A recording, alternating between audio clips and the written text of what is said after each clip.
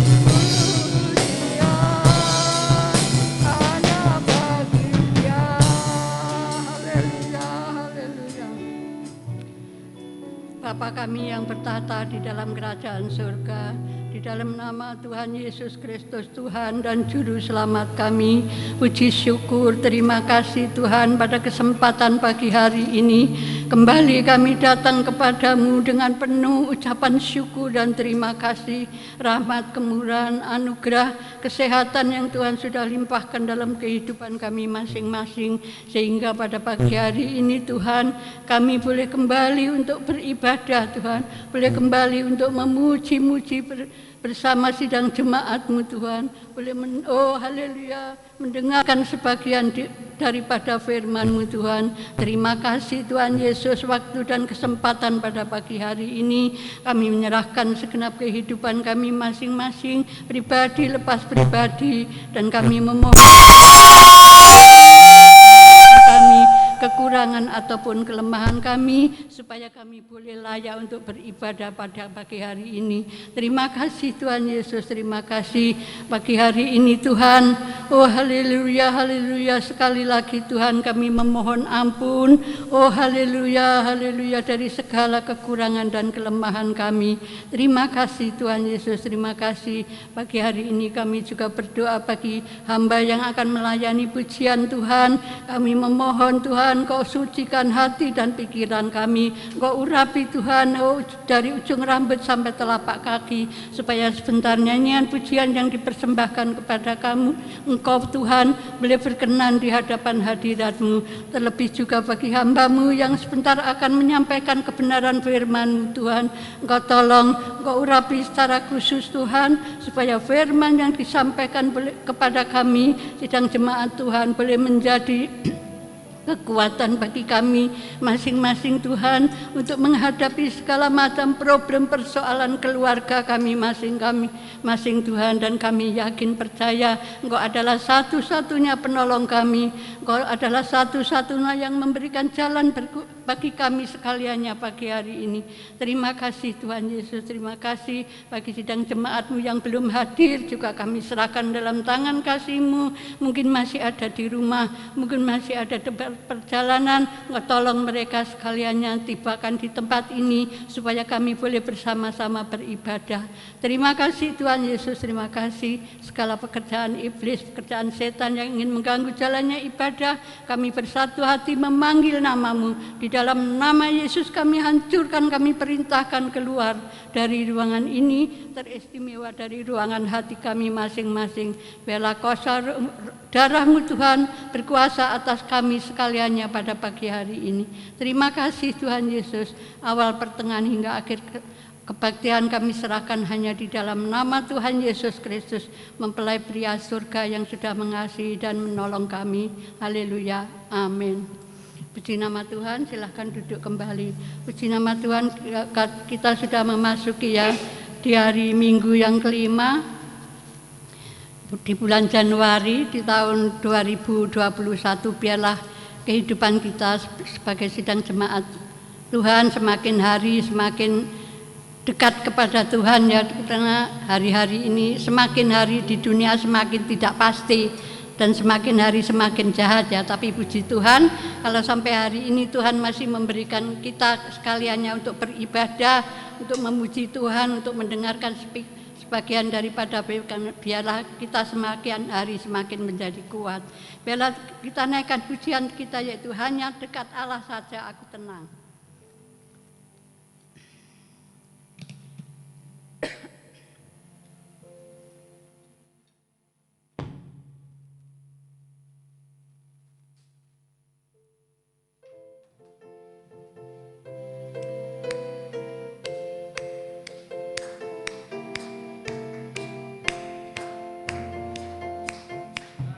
Dekat Allah saja aku tenang.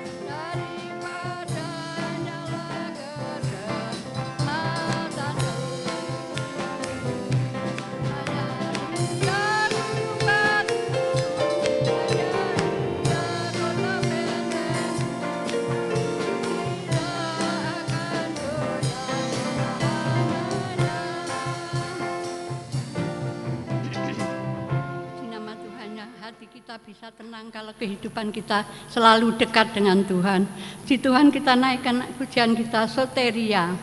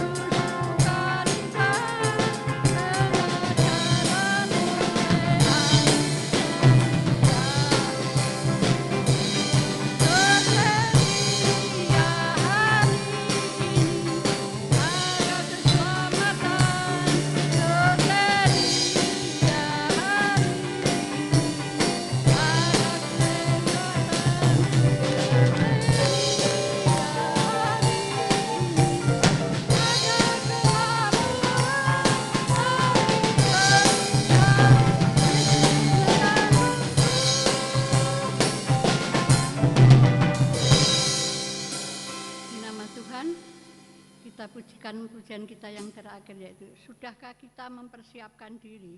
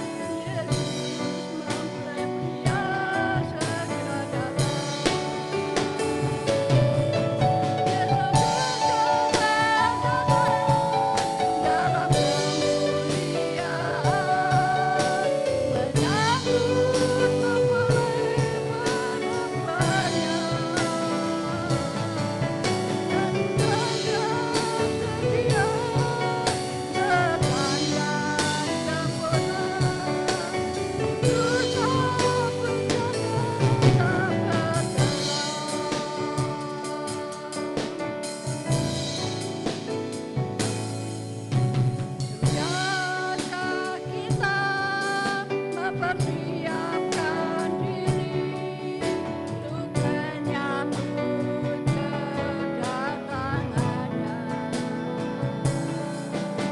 Sebab tak lama lagi kesempatan yang ada, Yesus mengklaim Dia segera datang. Yesus segera datang dalam kemuliaan, menyambut mempelai perempuannya. Janganlah siap sedia, terdandan sempurna, kudus tak berdosa, tak bercela. Puji nama Tuhan ya, biarlah kita mempersiapkan diri ya, sebagaimana nyanyian pujian yang kita naikkan pada pagi hari ini. Kami mohon sidang jemaat sekali lagi untuk berdiri, kita naikkan ini pujiannya.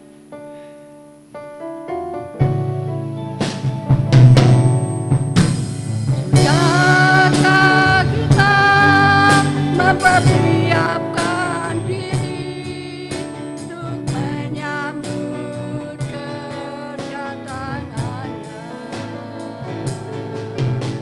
Sebab tak lama lagi kesempatan yang ada, Yesus mengklaim Dia segera datang. Yesus segera datang dalam kemuliaan, menyambut mempelai perempuannya. Janganlah siap sedia, terdandan sempurna, kudus tak berdosa, tak bercela.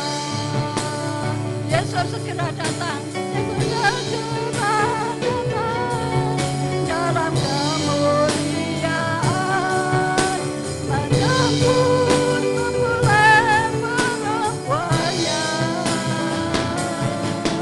Janganlah siap sedia, terdandan sempurna, kudus tak berdosa, tak tercela. Yesus segera datang dalam kemuliaan, menyambut mempelai perempuannya. Janganlah siap sedia, terdandan sempurna, kudus tak berdosa, tak bercela. Mimbar selanjutnya kami serahkan kepada Bapak Ibu.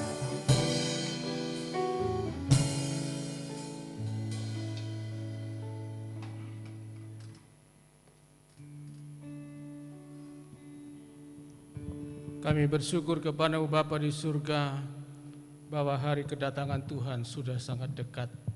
Itulah sebabnya kami harus mempersiapkan diri kami.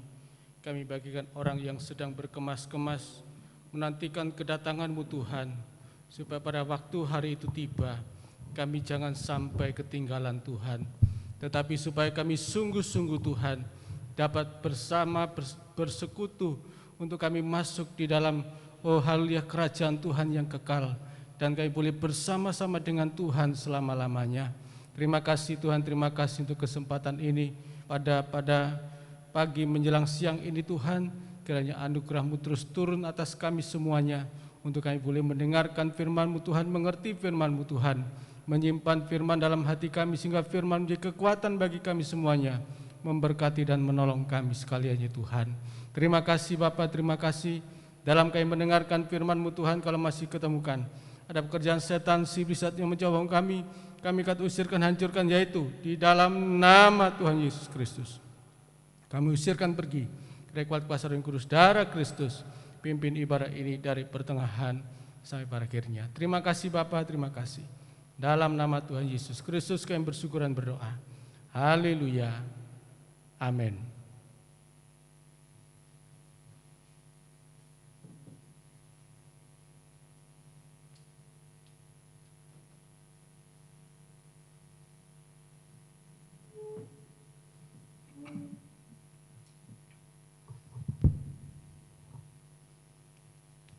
Salam sejahtera dalam kasih Tuhan kita Yesus Kristus.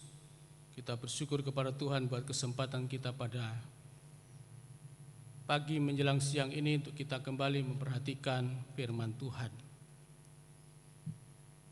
Kita telah sampai di akhir bulan 1, ya, tanggal 31 hari ini. Dan apa yang sudah kita alami, apa yang sudah kita kerjakan, kiranya Tuhan terus menolong kita semuanya di tengah-tengah kesukaran, kesulitan hari ini. Kita tahu bahwa menghadapi tahun 2021 ini juga tidak mudah, ya, tetapi penuh dengan banyak pergumulan, sehingga kita harus sungguh-sungguh seperti pujian tadi mempersiapkan diri, ya. Jangan sampai waktu hari itu tiba kita sudah terlambat, ya. Tetapi mumpung masih ada kesempatan, ya, masih ada sisa waktu yang kita miliki hari ini, kita pergunakan dengan serius, dengan sungguh-sungguh, supaya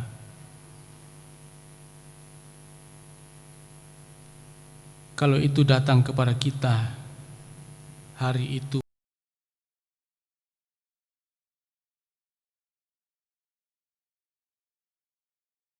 Bapak Ibu Saudara sekalian, kita masih memperhatikan dari Injil Lukas pasal 2. Injil Lukas pasal yang kedua.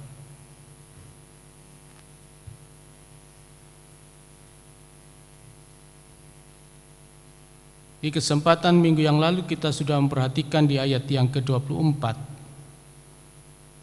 bahwa dalam tradisi pentahiran sesuai dengan kitab suci, ya, khususnya Perjanjian Lama, maka kita melihat bagaimana orang tua Yesus membawa sepasang burung tekukur atau 2 ekor anak burung merpati, ya, 2 ekor piyik, gitu ya. Jadi menunjukkan bahwa betul-betul orang tua Yesus Kristus itu orang miskin, ya. Jadi menurut ekonominya, menurut stratanya, orang tua Yesus Kristus itu miskin. Dari mana? Dari persembahannya. Kalau dia tidak miskin, tidak kaya misalnya, dia akan membawa anak lembu, anak sapi, anak kambing atau domba. Tetapi kalau dia kaya akan membawa anak lembu atau anak sapi. Jadi memang sejak dulu strata di perjanjian, di kehidupan orang Israel itu selalu ada. Jadi jangan kita punya anggapan bahwa karena Israel itu umat pilihan Tuhan, anak sulungnya Tuhan, pasti akan mendapatkan berkat Abraham, semuanya kaya raya.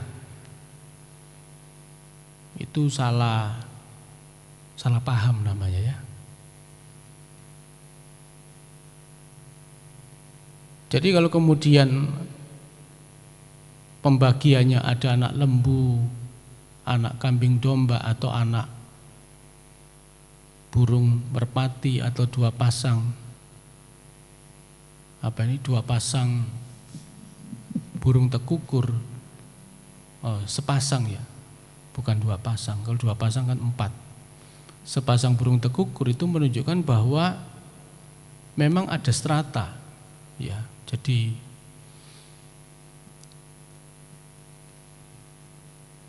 nggak usah heran gitu loh, ya. Wah, jadi anak, kalau sekarang kan jadi anak Tuhan. Kalau dulu zaman seperti sebelum Tuhan Yesus itu bangga karena mereka adalah anak Israel, gitu ya. Ya, kami ini umat pilihan Tuhan. Ya, kami ini diberkati Tuhan. Tapi ternyata ada strata di dalamnya. Tetap ada orang miskin. ada orang setengah miskin setengah kaya, atau ada orang yang kaya. Makanya kalau naik kereta api ada kelas ekonomi, kelas bisnis, kelas eksekutif. Kelas ini menunjukkan stratanya, kemampuannya. Jadi jangan kemudian kita ini menjadi umat Tuhan, menjadi bangsa Israel misalnya pada zaman itu kami kaya raya. Kami diberkati dengan berkat Abraham. Olehmu seluruh bangsa akan diberkati Tuhan. Keturunanmu akan diberkati Tuhan. Nah, konsep berkat itu menurut Tuhan dengan menurut manusia itu salah. Tidak tahu kapan pergeseran itu menganggap bahwa dengan memiliki harta kekayaan itu adalah berkat Tuhan. Ya. Berkat Tuhan itu ya Tuhan itu sendiri sesungguhnya. Apa itu berkat Tuhan? Ya Tuhan itu sendiri. Yang paling berharga yang kita miliki tidak ada yang lain selain Tuhan itu saja. Ya. Nah kalau orang itu menaruhkan berkat ini kepada perkara-perkara dunia, sudah sejak keturunan yang pertama Kain dan Habil, gara-gara itu mereka bisa saling membunuh. Yang satu persembahannya diterima, yang satu enggak diterima, lalu mereka saling membunuh. Ya.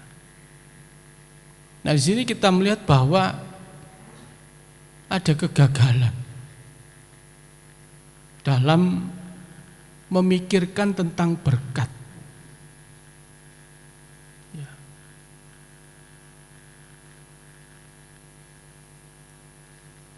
Nah demikian juga kita tadi memperhatikan bahwa ternyata orang tua Yesus sendiri adalah orang miskin. Ya. Dan itu juga mungkin menggenapi firman Tuhan. Ya.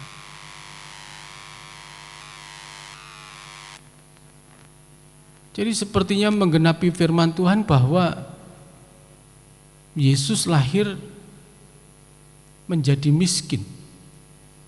Ya, minggu yang lalu saya katakan ada banyak orang punya salah juga pengertiannya, menjadi salah paham. Dia miskin, dia sengaja miskin supaya kita menjadi kaya.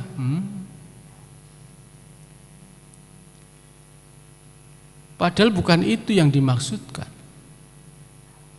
Andai kata harus kaya, bukan kekayaan dunia ini yang harus diperoleh, didapat. Tetapi menjadi kaya itu ya kaya yang Tuhan sendiri, Tuhan itulah kekayaan kita.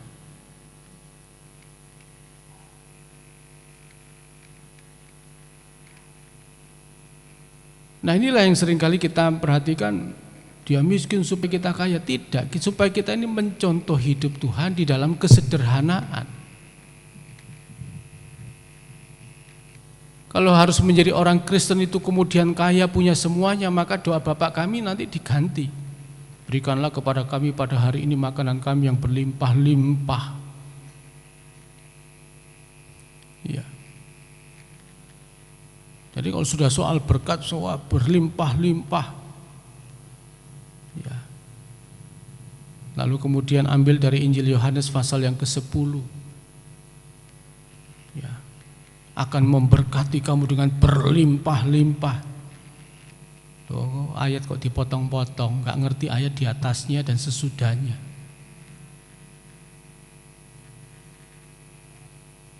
Ya kan, itu kan soal pencuri datang mencuri. Yesus itu gembala yang baik. Jadi yang disebut berlimpah itu, bukan limpah jasmani itu. Maka seharusnya kita mengikut Tuhan itu diajarkan hidup dalam kesederhanaan. Kekayaan kita itu Tuhan itu sendiri. Kita bisa membayangkan bagaimana waktu orang kaya ketemu Yesus. Yesus berkata kepada orang muda yang kaya ini, jual segala milikmu, bagikanlah kepada orang miskin, bukan investasikan, tetapi bagikanlah. Ini wis entek, ikutlah aku.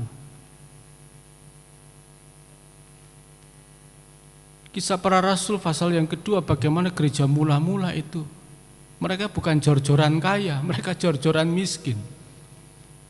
Jual rumah, ya kan, sampai ada Ananias dan Safira itu juga ingin menjual rumah. Makanya sekarang kan banyak rumah-rumah, perumahan-perumahan tuh pernah dengar mereknya Safira kan. Nanti kalau saudara jadi pengusaha gitu dikasih nama Ananias, yang lain Safira, ini Ananias. Perumahan apa? Ananias. Dodol omah mati, dapat rumah mati, itu Safira juga. Ya.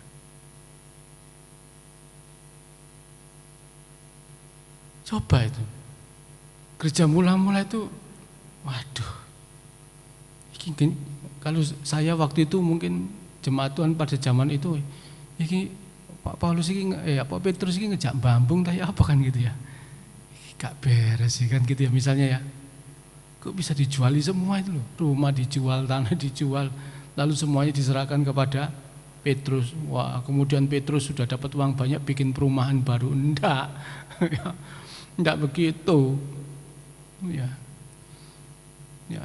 Tetapi mengapa hal itu terjadi pada waktu itu? Karena memang bangsa Israel sejak jatuhnya kerajaan Israel, ya kurang lebih 500 tahun sebelum Yesus, mereka terus sudah dijajah terus itu. Dibuang ke Babel, dijajah oleh Nebukadnezar, ya. Lalu kemudian oleh beberapa lagi kerajaan-kerajaan yang lalu kemudian Persia, Media, kemudian sebelum Romawi Israel dijajah oleh Yunani, ya. Sehingga mau tidak mau pada saat itu orang Israel betul-betul jatuh miskin. Kekayaan mereka dan menjadi ikon mereka itu hanya satu, tabernakel, rumah Tuhan.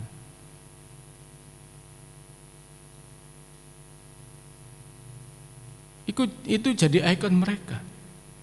Sekalipun kemudian tahun 70 Masehi, Yerusalem atau Bait Allah ini diratakan, dihancurkan. Dan pada waktu pengepungan sebelum dihancurkannya Yerusalem ini, tabernakel ini, di situ betul-betul terjadi apa ya? Kebiadaban ya. Kebiadaban bukan oleh orang Romawi tetapi oleh orang Israel sendiri.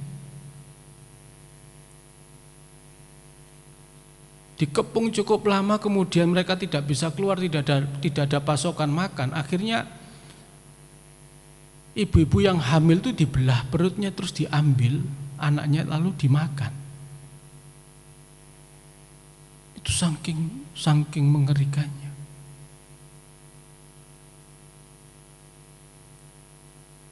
Jadi kalau kita sekarang tahu mengapa orang Israel atau orang Kristen pada waktu itu menjual tanah mereka, menjual ladang mereka, lalu menyerahkannya kepada Petrus, itu bukan untuk foya-foya. Waktu itu Israel sedang jatuh miskin. Ya.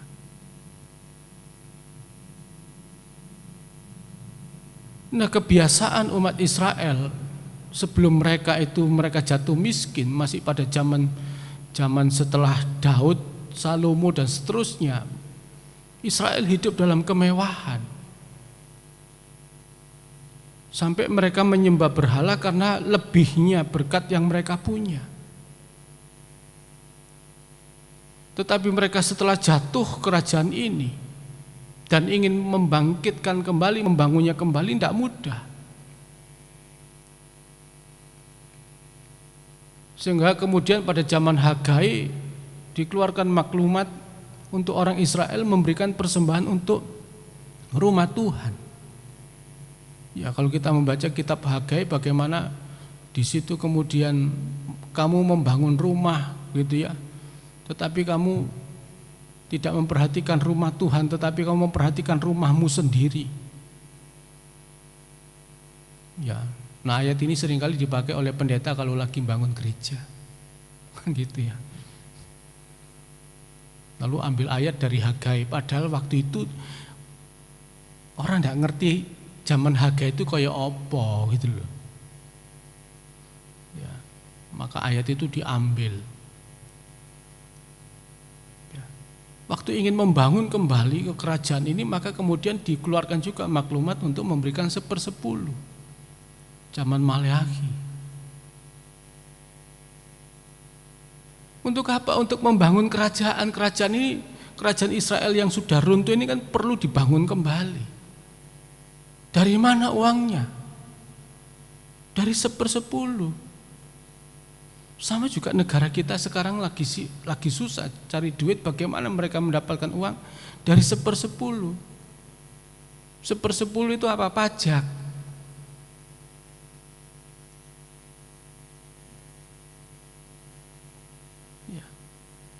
Sehingga kemudian Israel diancam, kalau kamu tidak kasih 1/10 Tuhan akan tutup tingkap-tingkapmu di langit, kan gitu loh ya.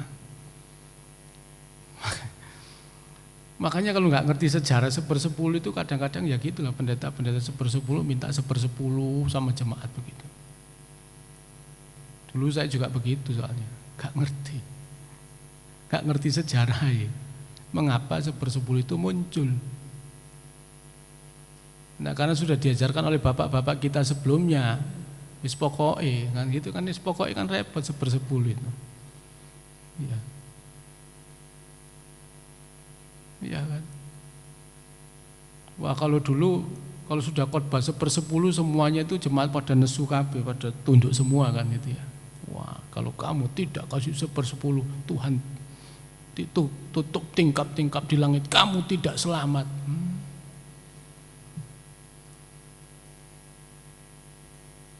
Ancamannya sampai masuk neraka loh, kan gitu ya. Wah, kalau nggak kasih 1/10 kamu masuk neraka, totok naik kan gitu, diancam ya. Wes. Padahal nggak ngerti sejarah 1/10. Ambil ayat itu kemudian dipakai untuk zaman ini untuk kebutuhan pendeta, khususnya pendeta Pentakosta. Karena kita ini pendeta Pentakosta ini kan tidak dapat PK, tidak ada kantornya, tidak ada seperti kalau gereja-gereja kayak gereja Protestan itu kan ada kantornya ya, ada kosternya yang kerja di situ lalu digaji. Tapi semua uang persembahan, uang per bulan semua masuk ke mereka, dikelola. Ya, pendetanya dapat gaji. Tapi gerejanya bukan miliknya pendeta, tetapi gereja itu miliknya penatua tadi, penatua-penatua yang kumpul itu. Makanya agak berbeda, sistemnya berbeda. Ada yang sentralisasi, ada yang desentralisasi atau otonom. Ya. Jadi macam-macam gereja itu banyak. Nah, gereja-gereja yang alirannya Pentakosta ini ada 90 lebih. Belum yang lain-lain. Semuanya juga sama, untuk mencari uang mereka dari 1/10. Lah kalau yang 1/10 yang ngerti menurut aturan gitu enggak apa-apa. Ya, tapi seringkali orang-orang ya teman-teman pendeta juga mengancam seperti itu.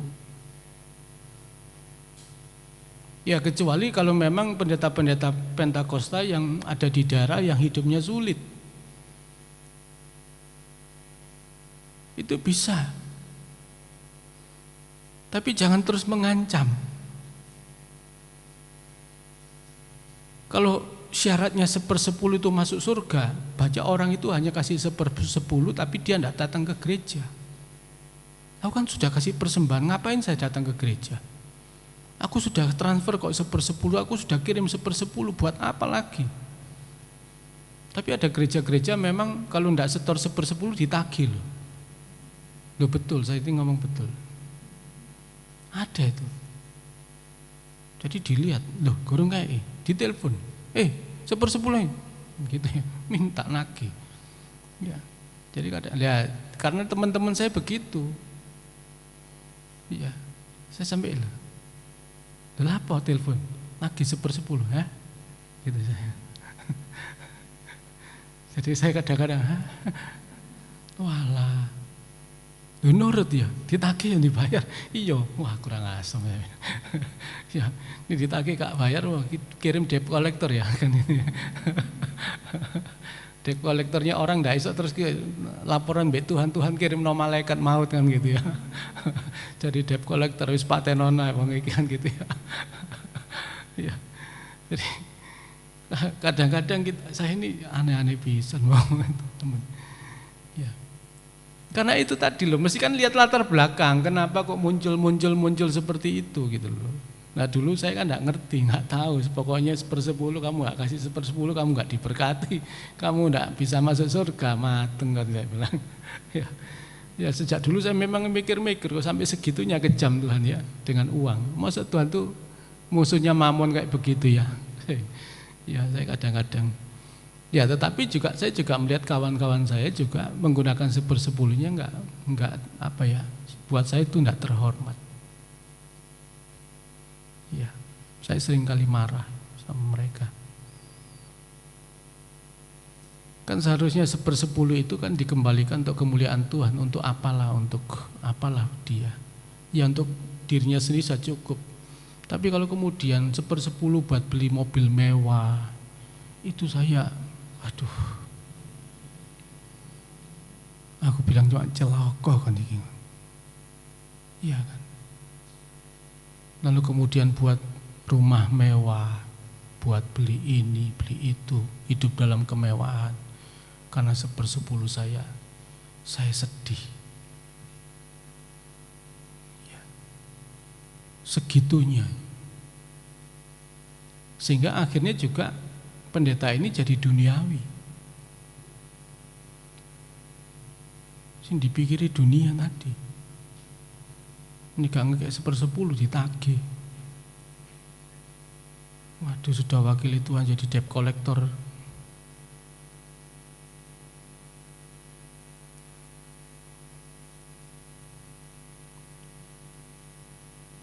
Sehingga orang ya seperti bangsa Israel. Akhirnya mereka hanya memenuhi hukum Taurat, memenuhi apa yang Taurat inginkan, tetapi sendirinya tidak bertobat. Sendirinya enggak bertobat. Ya. Pokoknya wis sing penting wis iki, pokoknya wis penting tak lakokno gini. Jadi yang dia apa ya? Andai kata nanti Tuhan tuh minta pertanggungjawaban, mereka cuma minta, loh, saya kan sudah berpuasa Tuhan 1 minggu 2 kali. Aku sudah membantu janda-janda. Aku sudah kasih perpuluhan. Terus kurang apa lagi Tuhan? Loh, ya kan? Masa segitunya ikut Tuhan? Pokoknya saya sudah lakukan ini Tuhan, pokoknya sudah lakukan ini. Itu kan ada dalam kitab suci, ya memang ada. Tapi akhirnya orang-orang seperti ini kan jadi orang bengis. Orang yang tidak punya perasaan.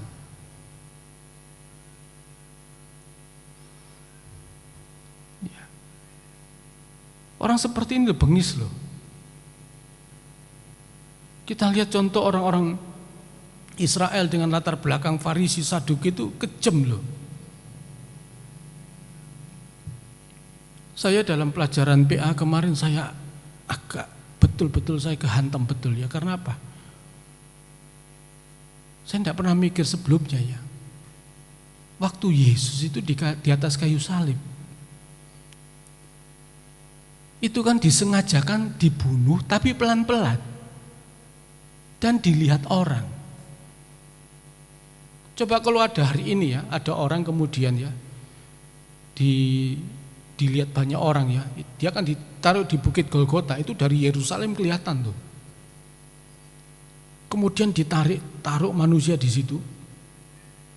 Lalu dia dibiarkan untuk mati pelan-pelan.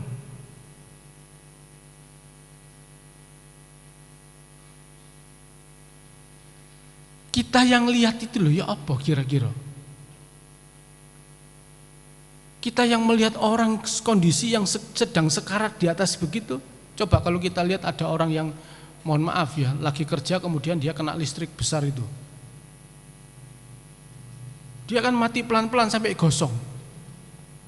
Kita kan mesti lari, kita kan ngesakno, kita ya apa panik kan, panik ya apa iki.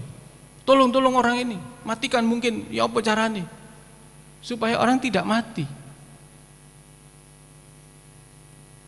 Karena kita ini punya respon, sense untuk jangan ada orang ini mati. Loh, waktu Yesus di atas kayu salib itu loh, enggak ada orang respon begitu. Mulai jam 9 sampai jam 3 ditontok sampai mati. Mungkin kalau dia mati sorak-sorak. Waduh, ini bangsa macam apa gitu loh. Orang macam apa kalau bisa lihat seperti ini. Itu betul-betul biadab. Itu kalau sekarang itu diusut itu kena HAM itu, hak asasi manusia. Kalau memang harus dihukum mati, tembak saja, dor, mati gitu loh ya. Atau dipancung, pedot wis mari gitu loh. Atau digantung, mati wis gitu loh, cepet gitu. Diki kan enggak, darah entek titik sekarat itu. Sekarat kesakitan, jerit-jerit di atas baru mati. Ini kejemin. Makanya Yesus dijatuhi hukuman mati oleh hukum Taurat, tetapi eksekusinya itu pakai hukum Romawi. Dan itu kejam. Lebih baik dilempar batu sampai mati loh. Stefanus itu kan mati dilempar. Lumayan nih kena pertama itu kena ndasi tapi waktu ini gede langsung mati. Tapi nih waktu ini cilik-cilik ya loro kabeh kan gitu ya, mati-mati ya kan. Ya. Kalau itu batunya kecil-kecil, waduh. Iya kan? Tapi misalnya ya, kalau di sini ada jatuh hukuman mati, saudara kemudian dikasih batu lempar, tega enggak? Enggak tega. Saya enggak mau. Sak jahat-jahatnya orang ya, kalau kemudian harus dibunuh seperti itu, saya enggak mau. Karena apa? Di dalam diri manusia ini ada respect, ada respon. Kita enggak bisa seperti itu. Lalu pada waktu kemudian Stefanus dilempar batu sampai mati. Orang-orang yang melempar batu sampai mati ini kan lupa dengan hukum Taurat. Apa kalimatnya? Jangan membunuh, coba kan.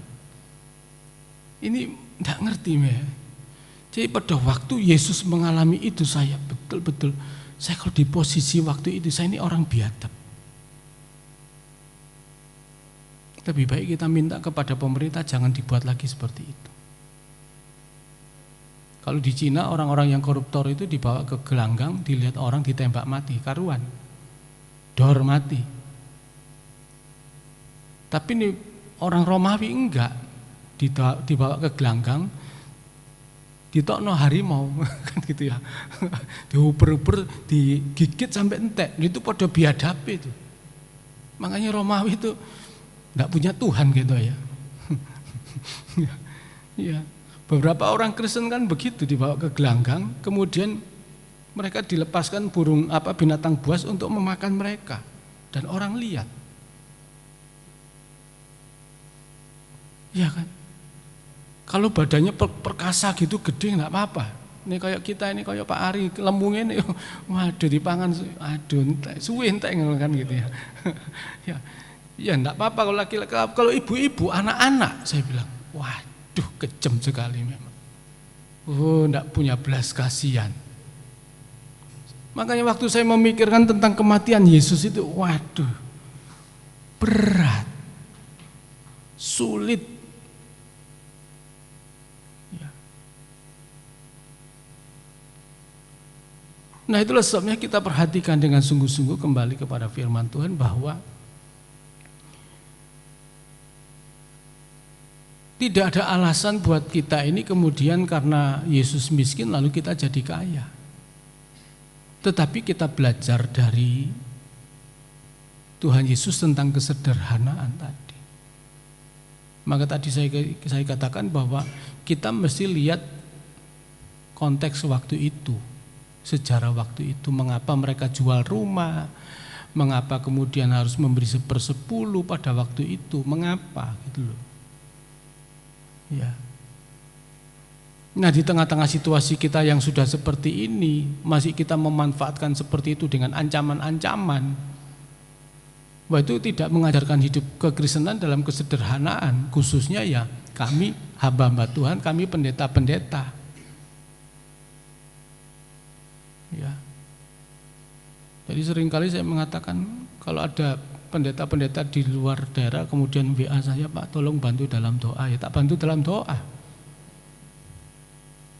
Pak tolong saya mau bikin pastori, gerejamu wis api, saya pengen bikin pastori tak gitu nah ya. Itu cuma batin saya. Ya. Memang kalau sudah waktunya berdoa. Ya. Pak minta bantuan. Makanya kalau teman-teman pendeta satu organisasi sama saya, jangan datang sama saya minta bantuan, soro. Ya, tak eblek-eblek di sini saya. Ya. Ya. Bawa dirimu yang benar dulu, kalau sudah waktunya Tuhan, itu tidak akan bisa sudah waktunya. Begitu datang kesempatan waktu, peluang, gunakan dengan sungguh-sungguh. Ya. Bukan tidak boleh minta-minta. Saya mengatakan kepada mereka, kalau dulu para pendeta-pendeta zaman dulu tidak boleh minta-minta, tapi kalau meres pendetanya, meres jemaatnya dengan 1/10 enggak ya. Saya bilang kejam gitu loh pendeta. Ya, saya tidak hidup dari minta-minta, tapi perseperluan kamu kejam sama mereka. Saya lebih baik orang ini kalau minta pakai proposal. Maksudnya apa? Orang yang memberi dan orang yang diberi itu bertanggung jawab. Ini enggak ada proposal, saling memberi tidak memberi itu nanti korupsi. Ya kan? Andai kata kita ini dipantau oleh korupsi, banyak pendeta masuk penjara. Karena terima gravitasi terus ya, gratifikasi. Gratifikasi dianggap berkat. Puji Tuhan, dapat ini. Ya kan, coba kalau anaknya pejabat mantu, kemudian ada orang kasih 1 juta, enggak laporan, kena dia. Iya kan? Enggak boleh dapat hadiah yang berlebihan. Ini anak sing ngekei 20.000, makanya ini anak pejabat, saudara diundang pejabat ngekei 20.000 gak masalah, saudara supaya aman, dia juga aman kan gitu ya. Kok mek dicidok, ben awake dhewe aman kan gitu ya. Sing ngekei aman, ben gak diuber, sing dikei juga aman. Sebab yang memberi juga ketangkep, yang diberi juga ketangkep. Kalau gak laporan, wah berat makanya. Apalagi kalau pegawainya Tuhan Yesus. Titik-titik, wah puji Tuhan dapat berkat. Saya kadang-kadang nih ada teman-teman pendeta itu, wah puji Tuhan dapat ini. Aduh gitu Tuhan masuk penjara teman dia. Iya kan, wah ini diusut KPK masuk penjara mereka. Senengi loh nih duit, nih oleh duit oleh. Saya bilang waduh. Makanya sejak dulu saya bilang sama beberapa teman, kalau saya untuk cari duit, saya lebih baik tidak melayani. Jadi melayani bukan untuk cari duit. Lebih baik saya tidak usah. Terus apa? Lebih baik saya kerja.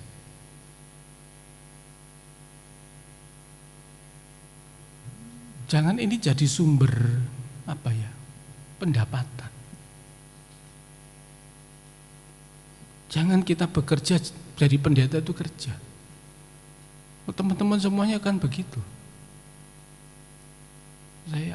ya juga saya mesti hati-hati juga kan. Supaya saya tidak terjebak di situ. Ya kan. Nah, berapa teman-teman kan di sini jemaat juga yang pegang kas. Ya sudahlah, lihat berapalah. Mau dibilang UMR ya nggak sampai UMR. Kalau dibilang tidak ada kebutuhan ya ada kebutuhan. Dibilang enggak ya enggak, kan gitu loh. Serba salah ya WD. Ya. Tapi dalam hal ini saya tidak sedang mengeluh loh ya. Ya. Tapi kemudian kalau saya harus pegang proyek, tidak berarti lalu kemudian saya cari keuntungan sebanyak-banyaknya, tidak. Sebab beban saya bukan beban keluarga, bukan beban jemaat, beban saya kan di organisasi sama STT. Ya kan? Ya. Sampai ngurusi apa semua. Kayak kemarin saya bilang sama Pak Hartono, ya apa ini arek-arek, gak gelem adus, aku tak cemplung nang sumur maring ini. Saya bilang, ya. Airnya keruh Pak, loh aku banyu sumur, aku banyu kali ya adus kok. Iki kemenyek kabeh saya bilang. Ada sungai di belakang mau tak lebar no. Tak baptis kabeh nang kono. Tak njegur kabeh adus nang ngene. Mandi di sungai. Kemenyek saya bilang. Cuman keruh saja sudah inyi-inyi.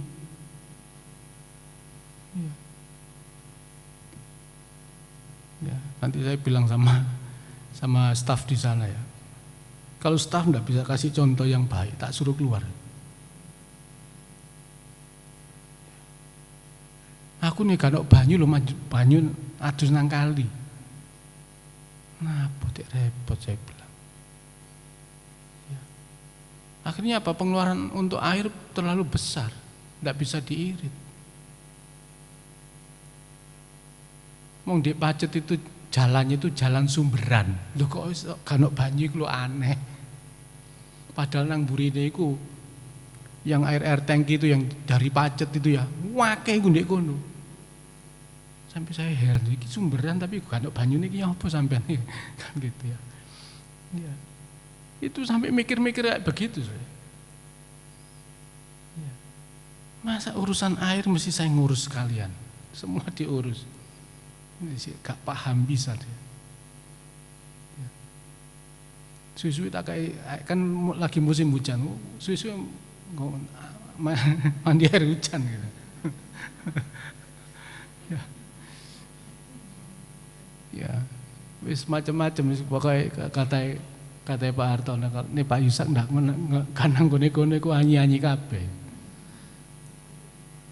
Jadi nunggu saya di sana baru kemudian mereka takut semua. Sekarang loh kalau saya ndak naik, itu semua itu staf apa semua ndak pakai ini.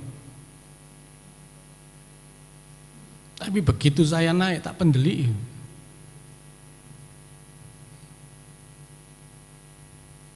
Iya kan? Saya tanya lho Pak Hartono, ya buka no. Wah arek-arek gak gawe masker. Lho lah apa aku tulis di kono, kawasan pakai masker. Aku sing gawe lho. Iku gak diwaca apa moto buta gitu. Aduh. Mereka itu takut sama orang gitu. Oh, kapan-kapan tak kirim ada orang yang sakit yang butuh isolasi tak suruh tidur di sana, tak isolasi di atas itu ya. Ya nanti coba, nanti tolong ya kalau ada jemaat yang sakit minta tempat isolasi tak taruh di sana. Itu betul. Biar mereka itu paham gitu. Soalnya mau tak pindah semua nanti, itu semua mau tak pindah, nanti geraha itu saya kosongkan. Nanti kalau ada orang tanya sama saya, guru tanya siapa, Pak kenapa dikosongkan? Enggak, saya mau ikut program pemerintah. Buat apa? Isolasi mandiri. Ben kapokmu kapan kan? Iya kan? Jadi kalau ada orang-orang sakit bawa ke sini Pak. Ngono ae aku. Yang kena Covid datang ke sini. Ya arno ae ben wedi-wedi lah. Ya kan makanya ada jemaat yang kena Covid dengar di mana? Ayo Pak naik tak terno wis turu kene. Pak Yusak enggak masalah. Ya enggak kalian nih soalnya dikasih ditulisi enggak ngerti, diomongin enggak ngerti. Ya. Nah tak umumno jemaat yang ada kena Covid datang ke Pacet, kami menerima isolasi mandiri. Ben semua pengurus ngamuk-ngamuk lah wis. Karena mereka enggak mau paham itu. Loh sampai ngurusi masker barang kayak dia kan gitu. Sebenarnya kan mereka itu dikasih hikmat. Kadang-kadang koplak bener kok bodohnya keterlaluan gitu loh. Ini bodoh kelas berapa ini saya?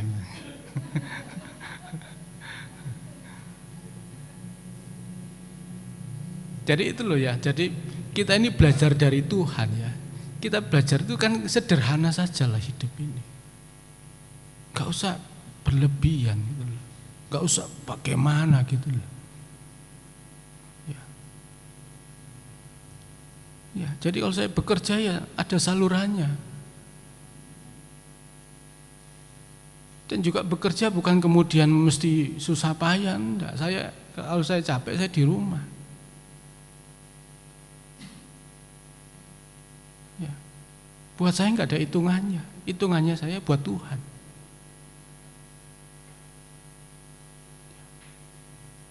Makanya enggak perlu repot. Loh, kalau saya Pak Ishak di bawah ada mobil, itu mobilnya organisasi, makanya plat B. Ini aku lah gak kuat ya tak balik no kan.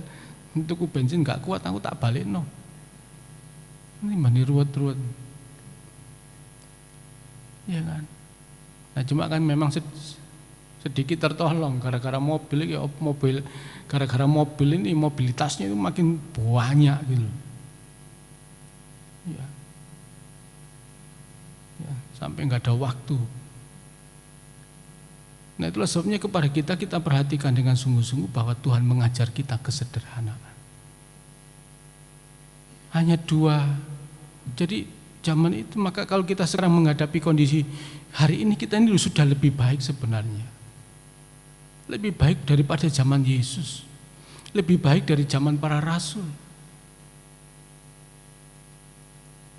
Tapi jangan jadikan Tuhan itu menjadi ban serep ya. Jangan jadikan Tuhan menjadi sesuatu yang lain. Ada orang banyak hidup hari ini hanya hidup untuk uang, bukan untuk Tuhan. Uang tok jadi pikirannya, bukan Tuhan. Ya. Mari kita membaca ya sedikit ya. Lukas pasal 2 tadi, kita lanjutkan ayat yang ke-25 sampai dengan ayat yang ke-32. Injil Lukas pasal 2 ayat yang ke-25 adalah di Yerusalem seorang bernama Simeon. Ia seorang yang benar dan saleh, yang menantikan penghiburan bagi Israel. Roh Kudus ada di atasnya. Dan kepadanya telah dinyatakan oleh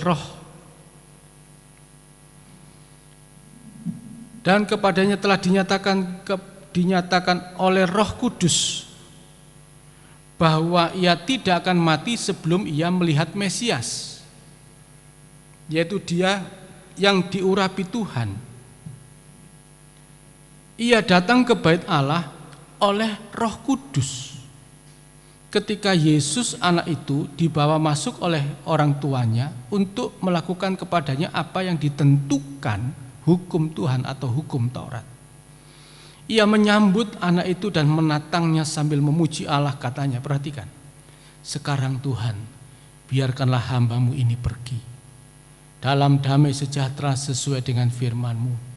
Sebab mataku telah melihat keselamatan yang daripada-Mu, yang telah Engkau sediakan terhadap segala bangsa, yaitu terang yang menjadi penyataan bagi bangsa-bangsa lain dan menjadi kemuliaan bagi umat-Mu Israel. Ternyata pada waktu pentahiran ini yang sedang bertugas di dalam bait Allah adalah Puak Simeon. kelompok ya. Jadi orang yang melayani di Bait Allah itu ada kelompok-kelompok, kurang lebih ada 75 kelompok. Dan mereka mungkin bertugas kira-kira setiap kelompok itu 3 bulan.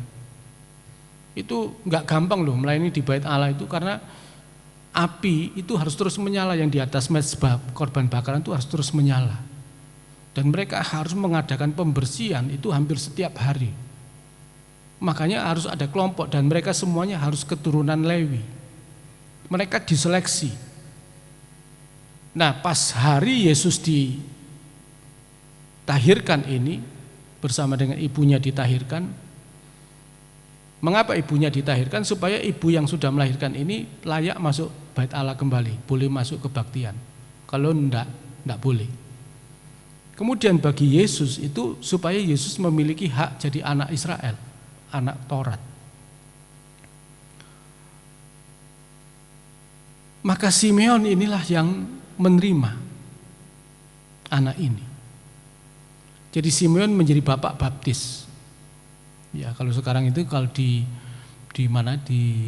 tradisi Protestan ya, ada baptis anak ya, penyerahan anak, baptis anak. Harus ada bapak baptisnya. Harus menjadi bapak baptis. Saya pernah jadi bapak baptis ya. Waktu di gereja Kristen Misi GKMI. Saya jadi bapak baptis. Ya, mungkin seperti Simeon ini. Ya. Jadi menerima dan menatangnya. Ya.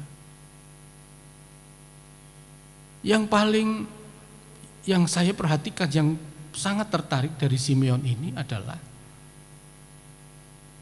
3 ayat ini, mulai ayat 25, 26, 27,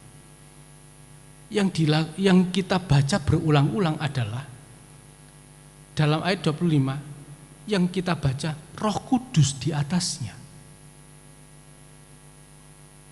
Kemudian dalam ayat 25 kepadanya telah dinyatakan oleh Roh Kudus. Dalam ayat yang ke-27 ia datang ke Bait Allah oleh Roh Kudus. Coba. Nah, orang seringkali menganggap Roh Kudus itu sesuatu yang roh halusinasi atau semacam roh yang apa ya, yang fantasi gitu ya, atau yang apa namanya, ya roh-roh. Kalau kita melihat sepertinya bahwa Roh Kudus turun pada waktu nanti hari Pentakosta ya, Kisah Rasul pasal 2 ya. Tetapi ternyata Roh Kudus itu sudah menyertai banyak orang itu sebelumnya sudah ada. Yesus saja dikandung dari Roh Kudus. Iya kan? Nah, sekarang ini kita juga melihat bahwa Simeon itu dikatakan bahwa di dalam menantikan penghiburan itu karena ada Roh Kudus di atas hidupnya. Dan pada waktu ada sesuatu yang dinyatakan ya, kepadanya telah dinyatakan oleh Roh Kudus bahwa ia tidak akan mati sebelum ia melihat Mesias. Itu yang ngomong siapa? Roh Kudus. Dan pada waktu dia mau melayani ke dalam Bait Allah, di dalam rumah Tuhan, itu juga dia datang ke Bait Allah oleh Roh Kudus. Jadi hidupnya itu dipimpin Roh Kudus. Waktu dia berdoa memuji Tuhan tidak bahasa roh loh. Bahasanya bahasa bisa dikenali tadi. Apa? Sekarang Tuhan, biarkanlah hamba-Mu ini pergi. Waduh. Kalimat ini biasanya pakai untuk kebaktian orang mati ya. Kan gitu ya. Ya. Jadi kalau sekarang ini ada orang mengatakan selamat jalan ya kan gitu ya. Ternyata betul ya, selamat jalan itu ono. Ya Simeon itu ya. Ya.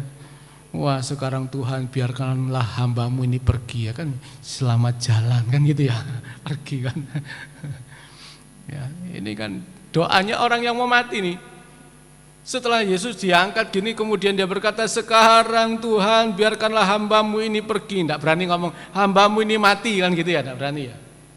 Tapi dia mengatakan biarlah hambamu ini pergi. Nah pada waktu Simeon mati, orang-orang waktu itu mengatakan selamat jalan kan gitu ya. Jadi mungkin boleh ya kalimat itu dipakai pada waktu orang mati itu kita mengucapkan selamat jalan gitu ya. Kadang-kadang kan ada pendeta yang mengatakan, loh buat apa mati itu beristirahat? Ya memang, tapi juga kalau Simeon itu berkata, sekarang Tuhan biarkanlah aku pergi, ya enggak apa-apa juga kalau kita ngomong sama orang mati itu selamat jalan. Cuma hati-hati aja tersesat kan gitu ya. Ya. Nah sebenarnya mati itu atau orang itu sudah mati itu sebenarnya sudah sampai di tujuan. Kapan kita mengatakan sedang dalam perjalanan? Ya selama hidup ini. Mati itu sudah sampai tujuan. Ya kan? Mosok mati mlaku maneh, jatuh Tuhan kan ngene. Ya. Maka Tuhan berkata, akulah jalan. Kita hidup dengan Tuhan, hidup berjalan dengan Tuhan. Perjalanan berakhir kapan? Waktu kita mati. Kenapa? Mati itu adalah sampai di tujuan. Sampai ketemu Tuhan, sampai masuk surga itu kan mati. Sudah sampai. Nah kalau kemudian orang ini tidak jelas dia ini mati masuk surga, masuk neraka, baru kita mengatakan selamat jalan. Terus nomane kan gitu ya. Ya kita mengatakan rasakno sih menderita lagi kamu di sana. Tapi buat orang-orang yang percaya sebenarnya sampai di tujuan, maka tetapi juga ini sebuah nyanyian ya, sebuah pujian kepada Tuhan. Sekarang Tuhan biarkanlah hambamu itu pergi dalam damai sejahtera sesuai dengan firman-Mu. Kita melihat bahwa Simeon ini orang yang hidup disertai Roh Kudus. Maka Roh Kudus itu bukan barang halus ya, bukan halusinasi. Banyak orang Kristen itu salah paham ya tentang Roh Kudus.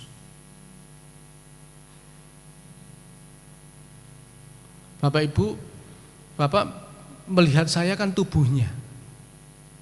Saya tanya, Bapak Ibu bisa lihat pikiran saya enggak?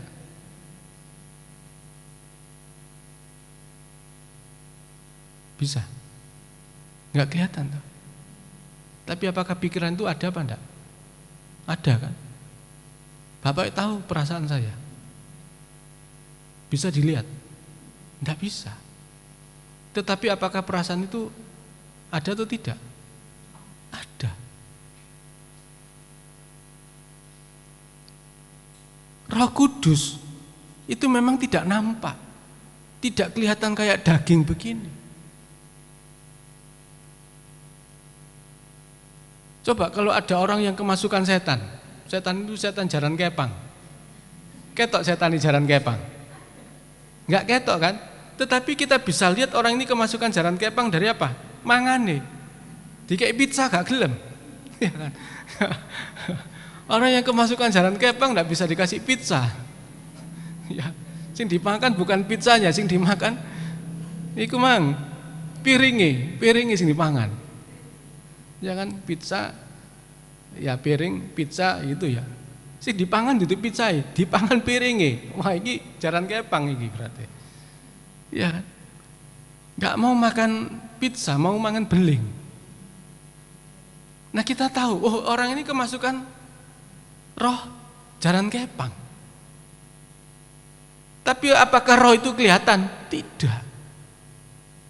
Tetapi dari apa yang dia lakukan, dari apa yang dia perbuat, ketahuan ini orang ini kemasukan roh jaran kepang. Iya kan? Dituturi gak kena, motone mendelik-mendelik kan gitu ya. Dia baru nurut kalau dipecut, makanya jeduar gitu ya. Makanya aku lihat dulu ada di sini jaran kepang tak tonton. Oh. Dia tidak kelihatan, tapi dari manifestasinya, dari apa yang dia lakukan kita bisa tahu, oh jaran kepang wong iki, kan gitu ya. Ya. Ya, mungkin juga kita tidak mau kemasukan jaran kepang, tapi ini kemudian ada pizza deh. Meja dipangan tek dhewe iki berarti kemasukan iki wong iki. Gak eling koncone. Pizza dipangan dhewe kan gitu ya. Wah, iki sing mangan iki jaran kepang kan gitu ya. Ya. Jadi pikiran saya tidak bisa dilihat, perasaan saya tidak bisa dilihat, tetapi dari cara saya, dari pergaulan hidup saya, Bapak Ibu tahu pikiran saya. Ibu tahu perasaan saya. Dari apa? Dari yang saya perbuat, apa yang saya lakukan.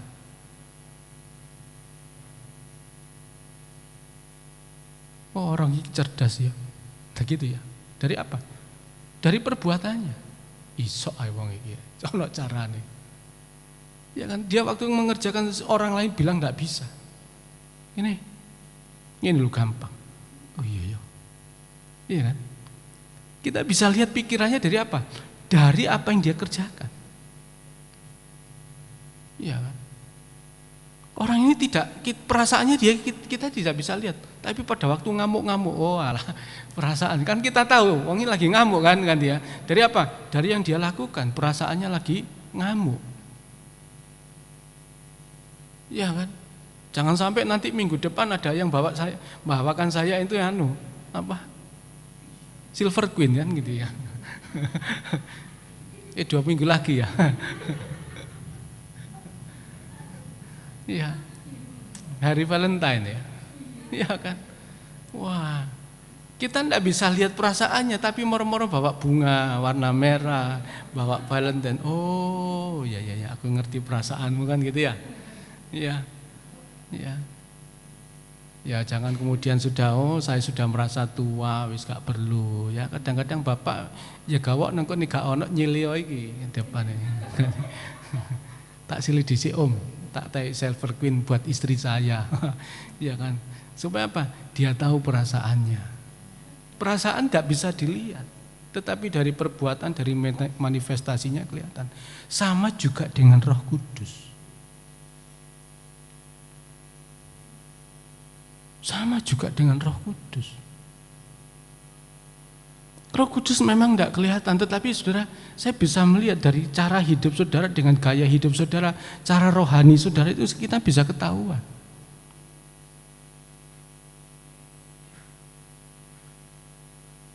Orang ini mengandalkan siapa? Nah itu kan kita ketahuan. Ini bolak-balik ngamuk duit, wong iki kurang bertobat ternyata kan gitu ya. Iya kan? Wah, kurang bertobat wong ini, belum punya Roh Kudus ya. Yang dia andalkan uang, dia andalkan manusia, dia andalkan bukan Tuhan. Ini belum ada Roh Kudus. Wah, iki uripe sak karepe dhewe. Gak jadi ditata wong iki. Nah, kan bisa begitu. Bisa kelihatan. Manifestasi Roh Kudus itu kita bisa lihat dari kehidupan kita setiap hari. Sama seperti pikiran dan perasaan kita tidak bisa, orang lain tidak bisa lihat. Tetapi dari apa yang kita perbuat, oh orang ini cerdas. Oh orang ini goblok kan gitu ya. Waduh orang ini tidak gitu ya. Ya. Kadang-kadang saya lihat orang begitu. Bagaimana dia reaksinya melihat keadaan ini. Ya, misalnya kalau orang itu suka kurang suka kebersihan ya. Kita tahu reaksinya. Ono barang kotor di jarno. Oh wong ini kurang resian. Ya. Saya bisa nilai, oh wong iki kempro kan gitu ya. Masuk rumah masalah kayak kapal pecah. Iya kan? Itu kelihatan. Kalau orang yang rapian, bersih. Dia sesuatu yang enggak langsung gitu, enggak usah ngomong. Artinya enggak usah merintah orang. Hersi ono enggak, dia ambil sendiri kok. Nah itu orang ketahuan dari manifestasinya, hidupnya itu kelihatan. Sama juga orang dipimpin oleh Roh Kudus itu dari manifestasinya dia tahu. Kita mau pergi kemana, kita mau jalan kemana, kita mau apa itu sepertinya ada sebuah tuntunan Tuhan dalam hidup ini. Enggak sembarangan. Ya. Enggak sembarangan. Simeon ini gak sembarangan, memang dia orang benar dan saleh, itu umum, orang benar dan saleh itu umum. Tapi yang namanya orang dipimpin Roh Kudus nggak umum, apalagi orang Israel, orang agama Israel, susah ngomong Roh Kudus. Ya. Sulit bicara tentang Roh Kudus. Mereka tidak percaya. Tapi kalau kemudian kita lihat bagaimana Simeon ini, nilai plusnya ini, kalau cuma benar dan saleh itu agama. Agama mengajarkan benar dan saleh, selesai. Tetapi kalau dipimpin Roh Kudus, semua perjalanan hidupnya oleh Roh Kudus, mendapatkan penyataan dari Roh Kudus, itu orang beda.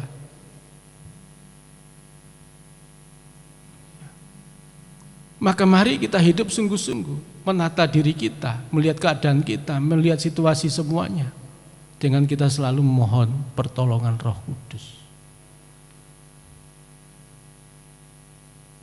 Sehingga waktu kita memanifestasikan, kita bicara, kita ngomong, kita apa semua, waduh, ini betul-betul orang ini diurapi Tuhan. Gitu. Ya. Jangan kemudian bojoku gak tahu ngomong, tapi ini ngomong sekali ngomong nyelekit, nah itu duduk Roh Kudus itu bahaya itu kan gitu ya, ya kan. Ya. Apalagi kalau ditambah lagi pakai rokok kudus, wah ini repot ini kan gitu ya. Maka kita harus sungguh-sungguh.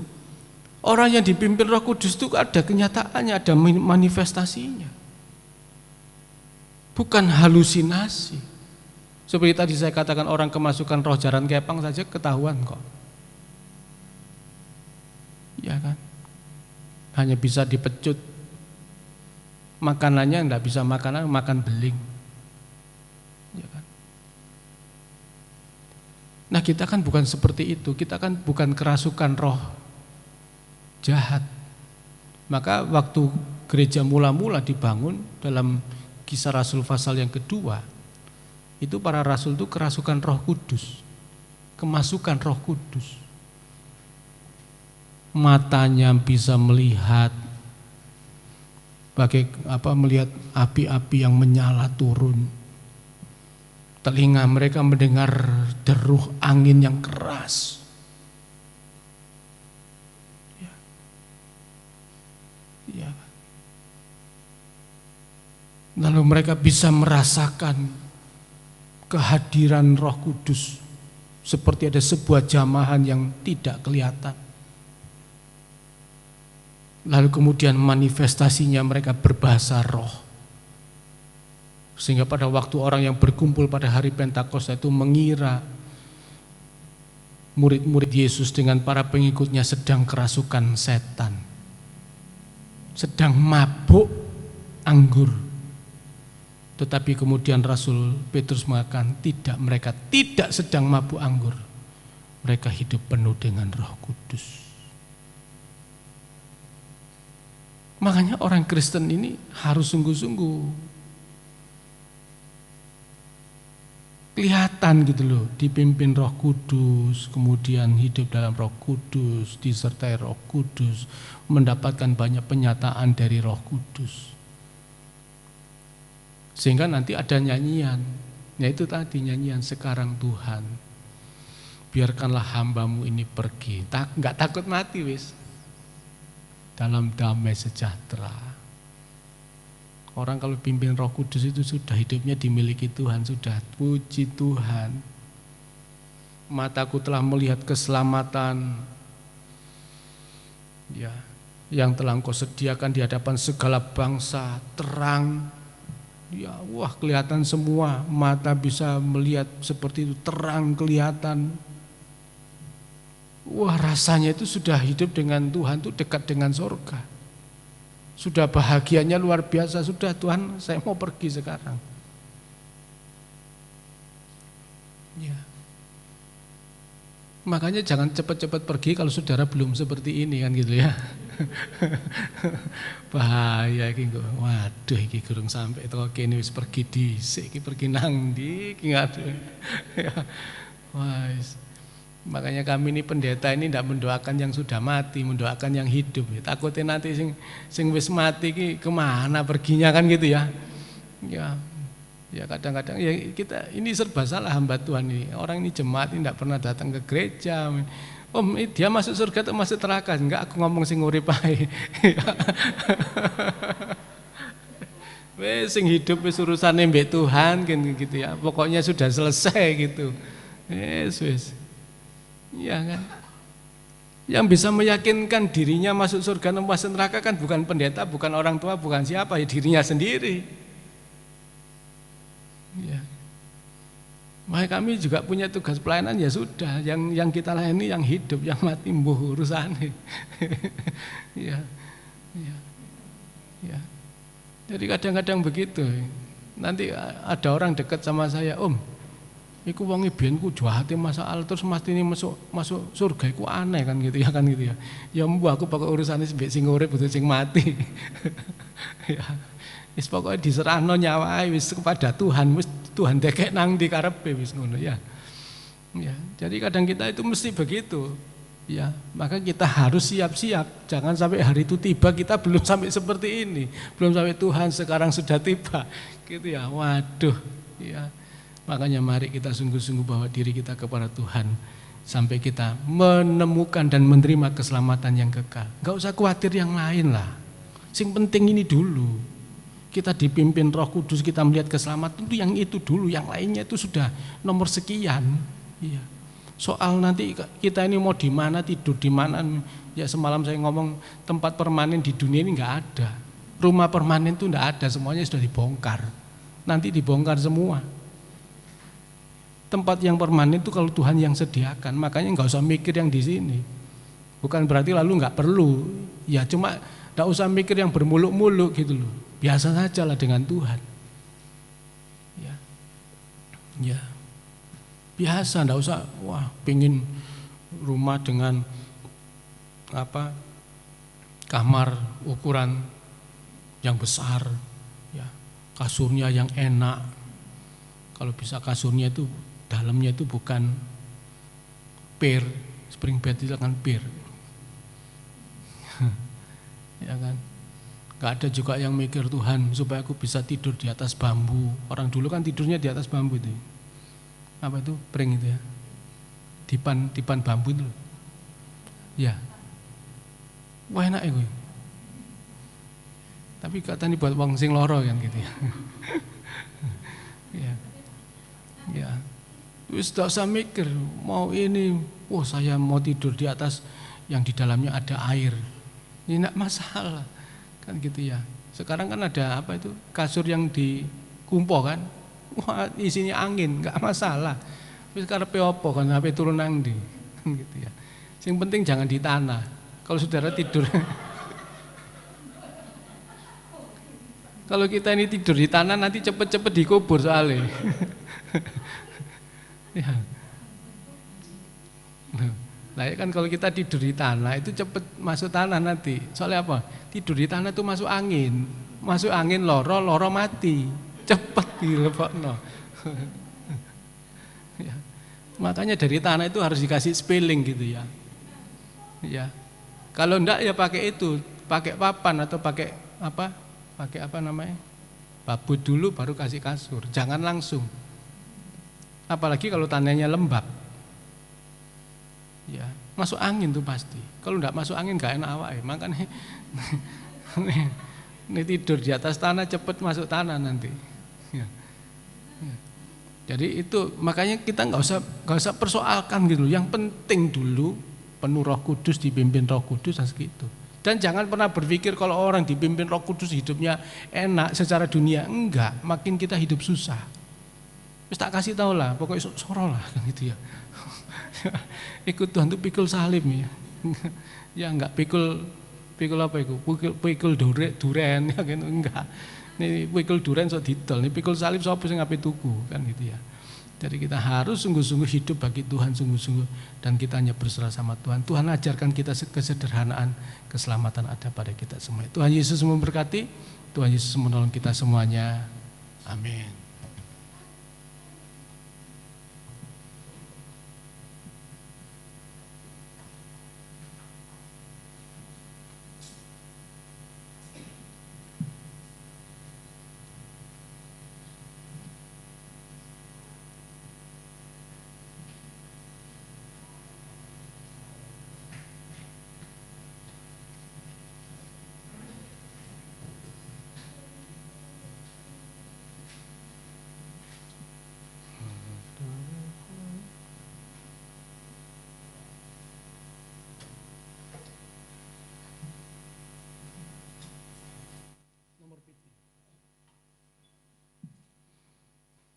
aku percaya kepadamu.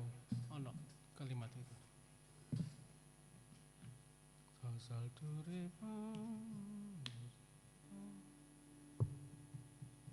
Aku kesana, ajar aku setia, mengerti semua maksud dan jalanmu. Tak ku ingini lagi indahnya dunia ini,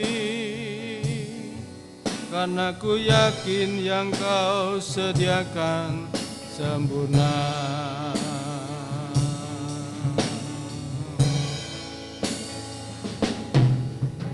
Saya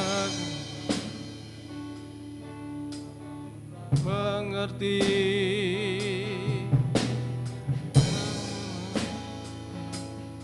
ujung jalan ini,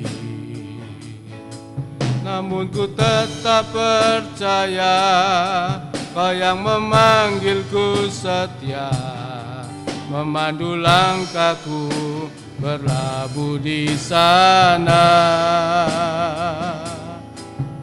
Abraham sahabatmu sampai akhir setia, dari jauh memandang negeri perjanjian. Kanaan surgawi permai, tanah air yang kau janjikan, tempat pertemuan semua saleh Tuhan. Kur bersama kita bangkit, bawa aku ke sana, ajar aku setia, mengerti semua maksud dan jalanmu. Tak ku ingini lagi indahnya dunia ini, karena ku yakin yang kau sediakan sempurna. Kur bawa aku ke sana, ajar aku setia, mengerti semua maksud dan jalanmu. Tak ku ingini lagi indahnya dunia ini, karena ku yakin yang kau sediakan sempurna. Sekali lagi, bawa aku ke sana, bawa aku ke sana, ajar aku setia, mengerti semua maksud dan jalanmu. Tak ku ingini lagi indahnya dunia ini, karena ku yakin yang kau sediakan sempurna. Terima kasih Bapa. Kami bersyukur kepadamu Tuhan. Kami harus mengarahkan perhatian kami, hidup kami yang utama. Kami hidup dalam pimpinan dan penyertaan Roh Kudus. Kami hidup dalam Roh Kudus. Roh Kudus yang bermanifestasi dalam hidup kami, yang menjadikan hidup kami hari ini seperti apa yang Tuhan inginkan dalam hidup kami. Itulah sebabnya Bapa di surga, kami bersyukur kepadamu Tuhan. Sebelum hari itu datang kepada kami harus hidup seperti Simeon ini Tuhan. Oh haleluya, bagaimana hidupnya disertai dipimpin oleh Roh Kudus. Pada waktu hari itu datang, pada waktu Yesus ada di tangannya, pada waktu dia mengangkat anak ini Tuhan, anak perjanjian, anak yang dapat menyelamatkan bangsa Israel ini Tuhan, dan seluruh umat Tuhan. Oh haleluya, pada waktu ia menatangnya, dia berkata, sekarang Tuhan, biarkanlah hamba-Mu ini pergi dengan damai sejahtera sesuai dengan firman-Mu Tuhan. Sebab telah melihat keselamatan dan terang Tuhan turun atas bangsa-bangsa lain, dan keselamatan atas Israel telah terjadi. Terima kasih Tuhan, terima kasih. Kami bersyukur kepadamu Tuhan. Kalau kami sebelum sampai di waktu itu Tuhan, kiranya penyertaan Roh Kudus terus ada dalam hidup kami. Tujuan utama hidup kami adalah Tuhan itu sendiri menjadi tujuan kami, dan kami hidup disertai Roh Kudus dalam tinggal dalam hidup kami, menyertai pimpin kami semuanya Tuhan, supaya pada waktu kami tiba hari itu Tuhan, kami boleh bersyukur kepadamu Tuhan, kami boleh menerima keselamatan yang kekal yang dari Tuhan.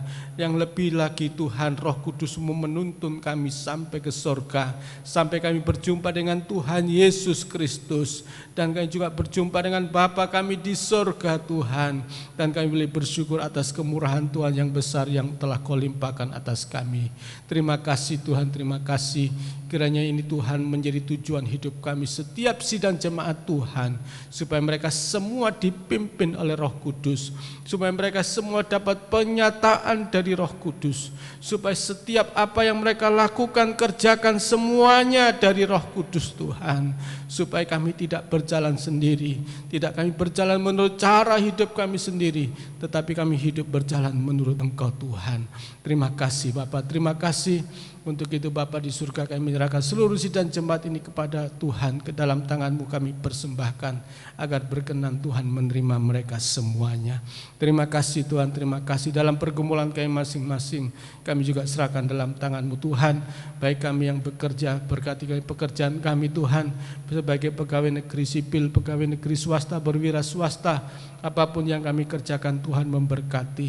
Kami juga berdoa buat anak-anak kami dalam pendidikan mereka, mulai dari pendidikan anak usia dini, playgroup, TK, SD, SMP, SMU, SMK, perguruan tinggi. Kami juga serahkan semua ke dalam tangan Tuhan. Kiranya Tuhan terus menyambut hidup kami menjadi orang-orang yang disertai dan dipimpin oleh Tuhan dalam sepanjang hidup ini Tuhan. Terima kasih Bapa, terima kasih. Untuk itu Bapa di surga, kami menyerahkan seluruh sidang jemaat Tuhan ini ke dalam tangan-Mu, agar Tuhan berkenan menerima mereka, dan mereka hidup boleh menyenangkan hati-Mu Tuhan. Terima kasih Bapa, terima kasih. Perjalanan kami sebentar kembali ke tempat kami masing-masing, yang jauh dekat berjalan kaki berkendaraan, kiranya Tuhan sertai pimpin kami semuanya.